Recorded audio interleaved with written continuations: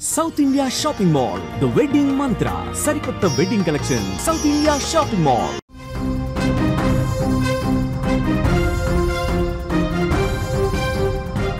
Yes, Operation Spider Web పై Russia ప్రతీకారం తీర్చుకోబోతుందా? సరిహద్దుల్లో Russia భీకరమైన దాడులు చేస్తోంది. 1140 మంది రష్యా సైన్యాన్ని చంపామని ఉక్రెయిన్ అంటోంది. యుక్రెయిన్ ప్రకటనపై రష్యా ఇప్పటివరకు స్పందించలేదు. ఇస్తాంబుల్లో శాంతి చర్చలు ఆగిపోయినట్టుగా కూడా తెలుస్తుంది. యుద్ధానికి బ్రేక్ ఇవ్వలేమని కూడా రష్యా అంటోంది. యుక్రెయిన్పై ఏ క్షణమైనా ప్రతీకార దాడి చేస్తామంటూ కూడా రష్యా ప్రకటించింది. ఇస్తాంబుల్ చర్చలు యుద్ధానికి విరామం ఇస్తాయని అనుకుంటే యుక్రెయిన్ ప్రపంచానికే షాక్ ఇచ్చింది. మెరుపు దాడి చేసి యుద్ధ విమానాలను లేపేసిన యుక్రెయిన్పై రష్యా ప్రతీకారంతో రగులుతోంది. ఈ దాడిని రష్యా ఉగ్రవాద దాడి అని చెప్తోంది. ఉక్రెయిన్ మాత్రం మేము సాధించిన విజయమని ప్రకటించింది. దాడి తర్వాత నిన్న ఇస్తాంబుల్లో శాంతి చర్చలకు తీవ్ర ఆటంకం ఏర్పడింది. రెండు దేశాల ప్రతినిధులు ప్రతీకారంతో రగులుతూ ఈ చర్చల్లో పాల్గొన్నారు. యుక్రెయిన్ దాడిని క్షమించేది లేదంటూ రష్యా ప్రతినిధులు మధ్యలోంచే వెళ్లిపోయారు. 2 గంటల ఆలస్యంగా మొదలైన ఈ చర్చలు గంటలోపే ముగిసిపోయాయి. యుద్ధానికి 30 రోజుల విరామం ఇవ్వాలని యుక్రెయిన్ చేసిన ప్రతిపాదనను రష్యా తోసిపుచ్చింది. 2 రోజుల బ్రేక్ చాలు అంటే వెటకారంగా మాట్లాడింది. దీంతో చర్చలకు విఫలమైనట్టుగా తేలిపోయింది. ఎట్టి పరిస్థితుల్లోనూ యుక్రెయిన్ పైన ప్రతీకార దాడి చేశాకే చర్చల గురించి ఆలోచించాలని రష్యా భావిస్తోంది. ఇక ఇదిలా ఉంటే యుద్ధ విమానాలపై దాడి తర్వాత రష్యా సరిహద్దుల్లో ఉక్రెయిన్పై రెచ్చిపోయింది. పరస్పర దాడుల్లో రష్యాకు మళ్లీ భారీ దెబ్బ తగిలిందని యుక్రెయిన్ ప్రకటించుకుంది. కాల్పుల్లో 1140 మంది రష్యా సైనికులను చంపేశామని మళ్లీ ప్రకటించింది యుక్రెయిన్. శాంతి వైపు అడుగులు వేసేందుకు రష్యా సిద్ధమవుతున్న తరుణంలో యుక్రెయిన్ చేసిన డ్రోన్ అటాక్ తీవ్రమైన పరిణామాలకు దారితీయొచ్చని యుద్ధ నిపుణులు చెప్తున్నారు. రష్యా యుక్రెయిన్ పైన అణుదాడి చేసిన ఆశ్చర్యపోనక్కర్లేదని చెప్పుకొస్తున్నారు. ఇటు యుక్రెయిన్ చేసిన దాడుల్లో రష్యా భారీగా నష్టపోయిందని, రష్యా వైమానిక బలంలో 34% ధ్వంసమైందని యుద్ధ నిపుణులు అంచనా వేస్తున్నాయి. అయితే యుక్రెయిన్ మాత్రం తమ దేశపు పౌరుల ప్రాణాలను బలి తీసుకున్న రష్యా యుద్ధ విమానాలను ధ్వంసం చేయడంలో తప్పులేదని సమర్థించుకుంటోంది. దీంతో 3 ఏళ్లుగా కొనసాగుతున్న యుద్ధం మరింత తీవ్రతరం అయినట్టుగానే తెలుస్తోంది. ఏ క్షణమైన రష్యా యుక్రెయిన్పై మళ్లీ భారీ ఎత్తున విరుచుకుపడొచ్చనే అంచనాలు తెర మీదకొస్తున్నాయి. ఇక ఇదే అంశానికి సంబంధించి మరింత సమాచారం మా న్యూస్ ఎడిటర్ తిరుమల్ మరింత సమాచారాన్ని అందిస్తారు. తిరుమల్, అంటే డ్రోన్ అటాక్ తర్వాత యుక్రెయిన్ రష్యా పరిస్థితులు ఏ విధంగా ఉన్నాయని అనుకోవచ్చు అంటారు? చాలా స్పష్టంగా ఒక విషయాన్ని మనం ఇక్కడ సరిపోల్చాలి. పహల్గామ్ దాడి తర్వాత భారత్ ఎలా రగిలిపోయిందో. ఎందుకంటే పహల్గామ్ దాడికి ముందు భారత్ శాంతి వైపు ఉంది, పాకిస్తాన్ పైన ఎటువంటి ఆంక్షలు పెట్టలేదు. పహల్గామ్ దాడి తర్వాత భారత్ ఎలా రగిలిపోయిందో, ఆపరేషన్ సింధూర్ని ఎంత కఠినంగా అంటే ఉక్రోషంతో చేసిందో సేమ్ సిచ్యువేషన్ ఇప్పుడు రష్యా ఉక్రెయిన్ మధ్య కనిపిస్తుంది. ఎందుకంటే ఉక్రెయిన్ చేసిన దాడి ఇస్తాంబుల్లో తొలి దఫా చర్చలు జరిగాయి, శాంతి చర్చలు. తొలి దఫా శాంతి చర్చల్లో పరస్పరం సైనికుల్ని, బందీలుగా ఉన్న సైనికుల్ని ఒకరికొకరు అప్పగించుకుందామని ఉక్రెయిన్లో ఇస్తాంబుల్ చర్చల్లో రష్యా ఒప్పుకుంది. రష్యా శాంతి వైపు అడుగులు వేసేందుకు కొంత ముందుకు వస్తున్నట్టు కనిపించింది.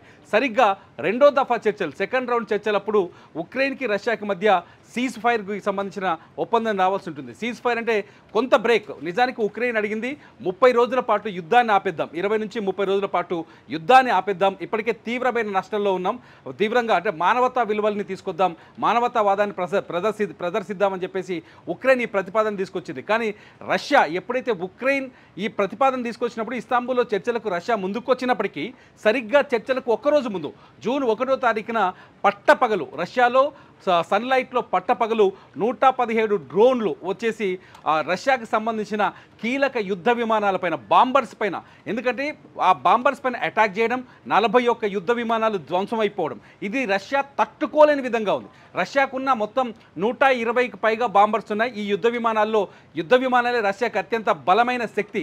రష్యా శక్తిలో దాదాపు 34% శక్తి దెబ్బతిన్నదని ఉక్రెయిన్ చెప్తుంది. యుద్ధ విమానాలు దాదాపు 34% యుద్ధ విమానాలు దెబ్బతిన్నాయి. రష్యాకి ఇది చావు దెబ్బ అని ఉక్రెయిన్ ఇక్కడ సెలబ్రేషన్ చేసుకుంటుంది.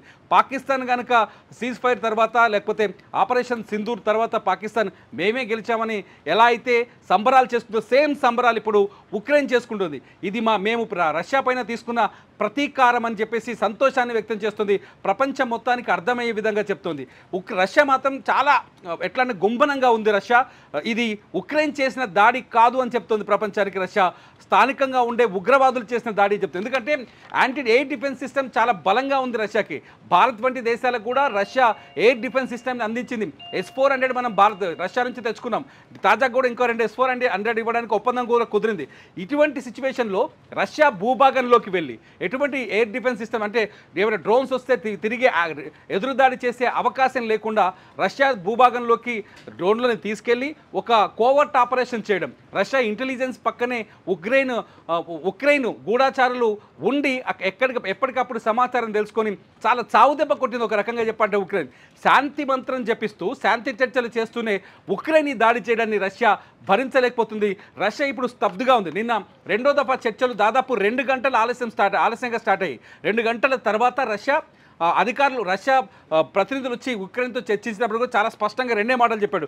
మేము ఈ 30 రోజుల విరామాన్ని కోరుకుంటున్నాం యుద్ధానికి అని చెప్తే 2 రోజులు చాలు మీకు, అంతకంటే అక్కర్లేదు, ఖచ్చితంగా ఉక్రెయిన్ అంతు చూస్తామని నిన్ననే వార్నింగ్ ఇచ్చినట్టుగా చాలా స్పష్టంగా అర్థమవుతుంది. అంతేకాదు ఈ చర్చలు ఫలించలేదు, వెనక్కి వెళ్ళిపోయారు. నిజానికి రష్యా చాలా మానవత్వాన్ని చూపిస్తుంది యుద్ధం తర్వాత. ఎందుకంటే ఉక్రెయిన్ మొదటి నుంచి 2 కంప్లైంట్ చేస్తుంది. ఒకటి, రష్యాలో చనిపోయిన మా సైనికులకు సంబంధించిన మృతదేహాల్ని అప్పగించండి. రెండో పాయింట్ వచ్చేసి రష్యాలో మా యుద్ధంలో గాయపడి బందీలుగా ఉన్న సైనికులు కూడా అప్పగించండి, వాళ్ళ ప్రాణాల మీదకి వచ్చిన పరిస్థితి, మానవత్వంతో స్పందించండి. మూడోది వచ్చేసి రష్యా కొంతమంది పిల్లల్ని బందీగా దాదాపు 15 లక్షల మంది పిల్లల్ని బందీలుగా పట్టుకుంది, వాళ్ళని వెంటనే విడుదల చేయాలని చెప్పేసి ఉక్రెయిన్ ఒక 3 ప్రతిపాదనలు తీసుకొచ్చింది. ఈ 3 ప్రతిపాదనలకి మానవతా ధోరణితో రష్యా అంగీకారం తెలిపినప్పటికీ కూడా ఉక్రెయిన్ యుద్ధాన్ని మరింత రెట్టింపు చేసే విధంగా, యుద్ధాన్ని మళ్ళీ రెచ్చగొట్టే విధంగా దాడి చేసిందనేది రష్యా చేస్తున్న ప్రధానమైన ఆరోపణ. ఇప్పటికే రష్యా చాలా స్పష్టంగా చెప్తోంది, ఉక్రెయిన్ వెనకాల యూరప్ దేశాలు ఉన్నాయి, నాటో చాలా సపోర్ట్ చేస్తుంది ఉక్రెయిన్కి, అందుకే ఈ దాడులకి వెనక్కి తగ్గకుండా ఉక్రెయిన్ అటాక్ చేస్తుంది మా పైన అని చెప్పేసి రష్యా చెప్తోంది. ఇటు ట్రంప్ కూడా నేను లేకపోతే పుతిన్ అంతమైపోయేవాడు, ఈ పాటికి పుతిన్ పైన దాడి జరిగేదని హెచ్చరిస్తూ మాట్లాడడం. రష్యా మాజీ అధ్యక్షుడు కూడా ఆయన చాలా స్పష్టంగా చెప్తున్నాడు, ట్రంప్ మాటలు ప్రమాదకరం ఈ ప్రపంచానికి అని చెప్పేసి. డిమిట్రీ మెడ్వెడెవ్ ఈయన చాలా స్పష్టంగా చెప్తున్నాడు, ఖచ్చితంగా ట్రంప్ దీనికి మూల్యం చెల్లించాల్సి వస్తుందని. ఇదంతా చూస్తుంటే సిచ్యువేషన్ చాలా స్ట్రాంగ్గా హారిబుల్గా ఉంది.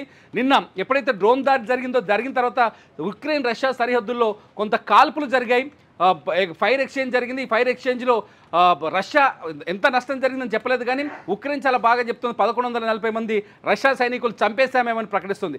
రష్యాకి జరిగిన నష్టాన్ని ప్రపంచం ముందు ఎక్స్పోజ్ చేయడానికి రష్యా పైన మేమే పైచేయి సాధిస్తున్నామని పదే ఉక్రెయిన్ చెప్పడం చూస్తుంటే, ఇప్పటికే మే 4వ తేదీన పుతిన్ కొన్ని కీలకమైన వ్యాఖ్యలు చేశారు. ఏ క్షణమైనా ఉక్రెయిన్ అంతు చూస్తాం, మేము అణుదాడికి కూడా సిద్ధంగా ఉన్నామని చెప్పారు. ఇదంతా చూస్తుంటే ఒకవేళ ఉక్రెయిన్ మళ్ళీ ఇంకొకసారైనా రెచ్చగొట్టే ప్రయత్నం చేసినా, లేకపోతే అక్కడ పరిస్థితులు చాలా గుంభనంగా ఉన్నాయి, ఏ క్షణమైనా రష్యా ఉక్రెయిన్ పైన విరుచుకుపడే అవకాశం చాలా స్పష్టంగా కనిపిస్తుంది. నిన్నటి దాడితో రగిలిపోతుంది రష్యా. ఖచ్చితంగా రష్యా అంటే పుతిన్ అంత మామూలు వ్యక్తి కాదు, నిజానికి మానవతావాది అంటారు పుతిన్ని.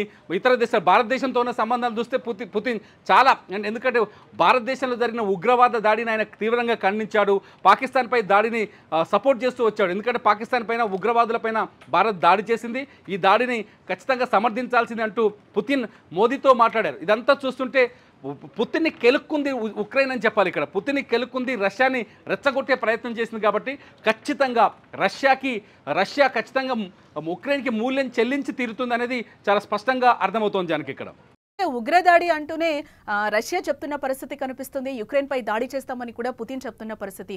దీని అంతటిని ఏ విధంగా చూడాలంటారు తిరుమల్?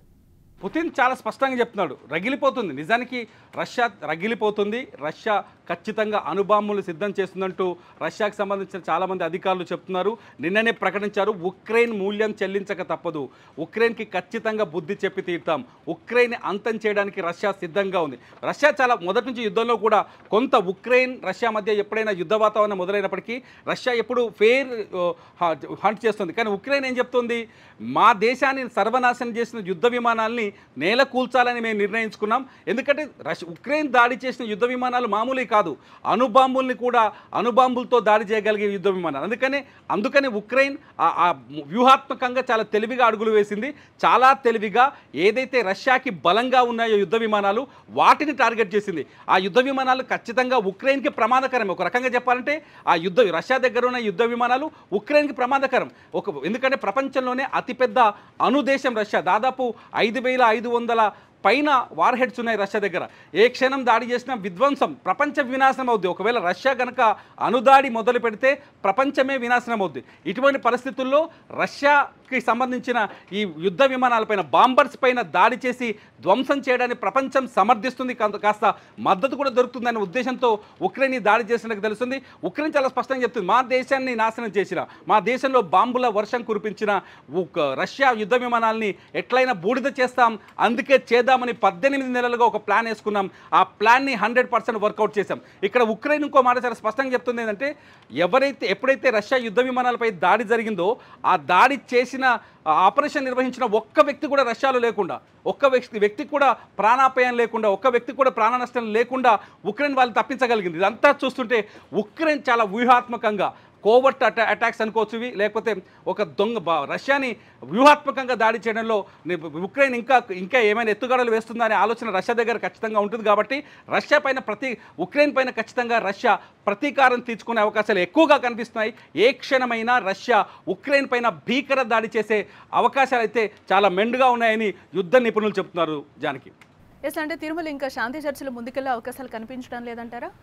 ప్రస్తుత పరిస్థితుల్లో శాంతి చర్చలకు ఆస్కారం లేనట్టుగా చాలా స్పష్టంగా కనిపిస్తుంది. ఒకవేళ శాంతి చర్చలకు ఆస్కారం ఉంటే నిన్న చర్చలు విఫలమయ్యేటి కాదు. ఒకవేళ ఉక్రెయిన్ దాడి చేయకపోయిన ఉంటే సిచ్యువేషన్ కొంత కంట్రోల్లోకి వచ్చేదేమో. కానీ ఉక్రెయిన్ చాలా కరెక్ట్గా శాంతి చర్చలకు ముందు అటాక్ చేయడంతో అసలు చర్చలు స్టార్ట్ అవ్వడమే అనుకున్న టైం కంటే 2 గంటలు లేటుగా స్టార్ట్ అయ్యాయి.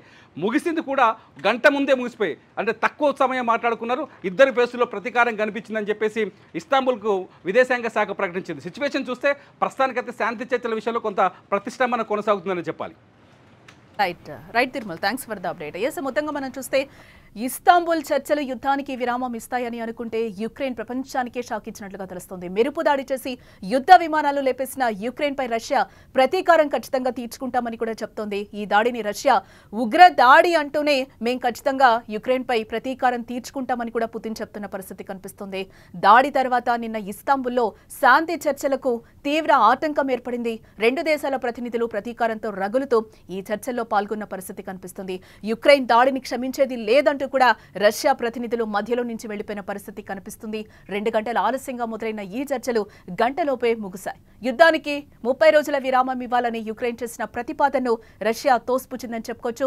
2 రోజుల బ్రేక్ చాలు అంటే వెటకారంగా మాట్లాడింది. దీంతో చర్చలు విఫలమైనట్టుగా తేలిపోయింది. ఎట్టి పరిస్థితుల్లోనూ యుక్రెయిన్ పైన ప్రతీకార దాడి చేశాకే చర్చల గురించి ఆలోచించాలని రష్యా భావిస్తున్న పరిస్థితి కనిపిస్తుంది. ఇక ఇదిలా ఉంటే యుద్ధ విమానాలపై దాడి తర్వాత రష్యా సరిహద్దుల్లో యుక్రెయిన్ పై రెచ్చిపోయింది. పరస్పర దాడుల్లో రష్యాకు మళ్లీ భారీ దెబ్బ తగిలిందని కూడా యుక్రెయిన్ ప్రకటించుకుంది. కాల్పుల్లో 1140 మంది రష్యా సైనికుల్ని చంపేశామని యుక్రెయిన్ అధికారికంగా ప్రకటించుకుంది. కానీ దీనికి సంబంధించి రష్యా మాత్రం ఎటువంటి అధికారిక ప్రకటన చేయలేదు. దీనికి సంబంధించి ఉగ్ర దాడి అని చెప్తున్న పరిస్థితి కనిపిస్తుంది. మరిన్ని అప్డేట్స్ కోసం చూస్తూనే ఉండండి సుమన్ టీవీ.